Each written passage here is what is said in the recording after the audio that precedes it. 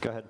All right, your question, where did God come from, assumes that you're thinking of the wrong, obviously it displays that you're thinking of the wrong God, because the God of the Bible is not affected by time, space, or matter. If he's affected by time, space, or matter, he's not God.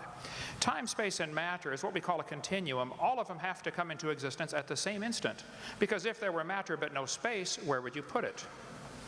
If there were matter and space but no time, when would you put it? You cannot have time, space, or matter independently. They have to come into existence simultaneously. The Bible answers that in 10 words. In the beginning, there's time. God created the heaven, there's space, and the earth, there's matter.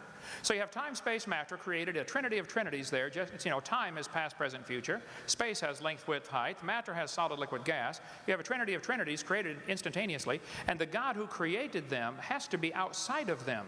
If he's limited by time, he's not God. The guy who created this computer is not in the computer. He's not running around in there changing the numbers on the screen, okay? The God who created this universe is outside of the universe. He's above it, beyond it, in it, through it. He's unaffected by it. So the concept that a spiritual force cannot have any effect on a material body, well then I guess you'd have to explain to me things like emotions and love and hatred and envy and jealousy and rationality. I mean, if your brain is just a random collection of chemicals that formed by chance over billions of years, how on earth can you trust your own reasoning processes and the thoughts that you think? Okay, so